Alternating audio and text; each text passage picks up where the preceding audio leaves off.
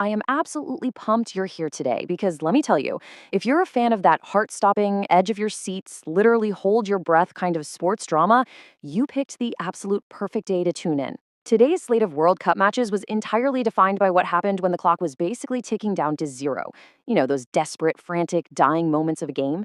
We saw history made, we saw massive favorites completely stunned, and we saw exactly why this tournament is the greatest spectacle on earth. To really understand the story of today's matches, we've got to look at just one number: 90 plus. In soccer, 90 plus represents stoppage time. It's those crucial extra minutes the referee adds on at the end of a half for injuries and delays. It is literally the twilight zone of a match. Fatigue sets in, pure desperation takes over, and absolute magic happens. Incredibly, out of today's four matches, three of them featured massive, game-changing, historic moments in the 90th minute or later. It was one of those days where you simply could not look away until you heard that final whistle. Okay, let's dive into this. Match number one, England versus Croatia, a heavyweight rematch. This was an explosive Group L rematch of that famous 2018 semifinal.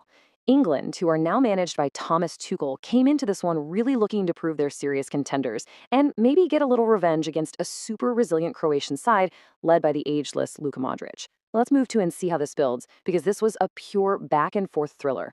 England actually strikes first in the 12th minute. Harry Kane steps up to a penalty and absolutely buries it into the back right corner. But Croatia answers right back. Petar Musa knocks in an equalizer deep into first half stoppage time at 45 plus 5. But then, boom!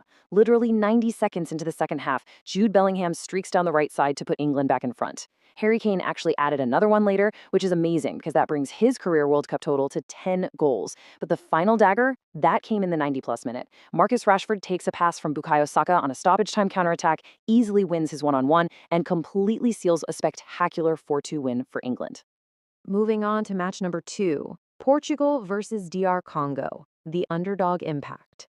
Now, what's really interesting about this slide is the sheer contrast. You've got a global powerhouse in Portugal, captained by Cristiano Ronaldo, playing in his record 6 World Cup, going up against the Democratic Republic of Congo. On paper, complete mismatch. And Portugal did dominate the ball, holding a massive 80% possession. They even got a super early goal in the 6th minute from Yoane Wissa. But if you look closely at the expected goals, or XG metric, a totally different story unfolds.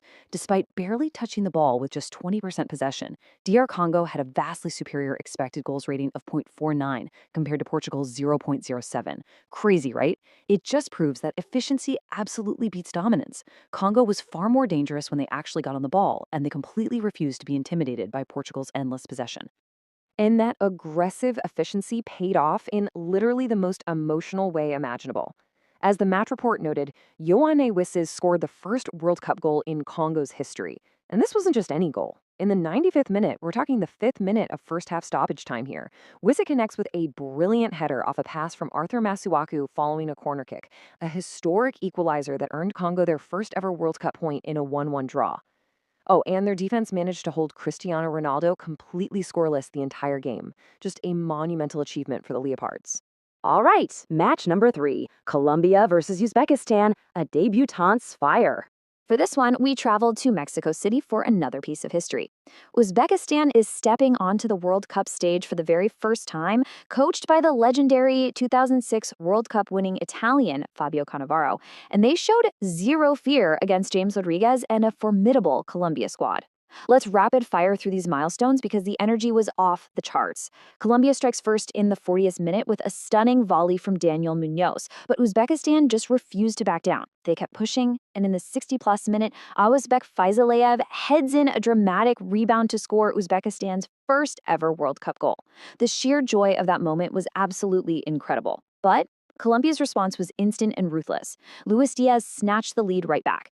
And then, as Uzbekistan desperately pressed in the final moments, Jamington Campaz delivered the ultimate dagger in the 99th minute, the 9th minute of added time. He slammed home across to seal a 3-1 victory for Colombia. Finally, match number four, Ghana versus Panama, rain and ruin in Toronto.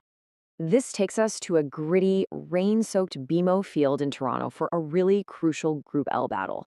Unlike the high-scoring thrillers we just talked about, this game was completely defined by stubborn, heavyweight defense. With the rain making the pitch super slick, both teams battled fiercely but remained totally scoreless well past the 90th minute. It was a gut-wrenching watch, honestly. Panama's offense was relentless, but Ghana's counterattacks were met by this absolute wall of Panamanian defenders. As we crossed into that 90-plus minute territory, again, the tension was suffocating.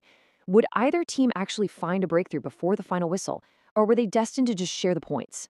And this brilliantly illustrates exactly what we've been talking about. In the 94th minute, under immense pressure, Ghana conjures pure magic.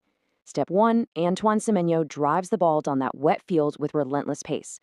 Step 2, instead of just forcing a wild shot, he smartly passes it off to Brandon Thomas Asante. Step 3, Thomas Asante finds Caleb Yirenkyi right at the center of the box, and Yirenkyi finishes it. A literal last-minute buzzer beater. An absolutely pristine team effort to secure a 1-0 victory for Ghana, leaving Panama completely heartbroken. So, the crucial point is the final whistle and today's dramatic results. Soccer is a game of 90 minutes plus whatever time the referee decides to add on, and today proved you literally cannot look away for a single second. Stoppage time completely rewrote the narrative today. Just to quickly recap the chaos, England overpowers Croatia 4-2, punctuated by Rashford's late stoppage time goal. Portugal and DR Congo draw 1-1, defined by Wissa's historic 95th minute equalizer. Colombia outlasts Uzbekistan 3-1, with Campaz putting it away in the 99th minute. And Ghana breaks Panama's hearts 1-0 thanks to Yirenkyi's 94th minute winner. 4 matches, 4 pivotal, game-defining moments arriving in the absolute dying breaths of the game. Which brings us to the end of today's coverage and leaves us with one massive question. After today's stoppage time chaos, what late game magic will tomorrow hold? The standard has definitely been set. The drama is peaking, and you guys, this tournament is only just getting started. Thank you so much for joining me for this explainer. Keep your eyes on the clock, keep watching those stoppage time minutes, and we'll see you next time.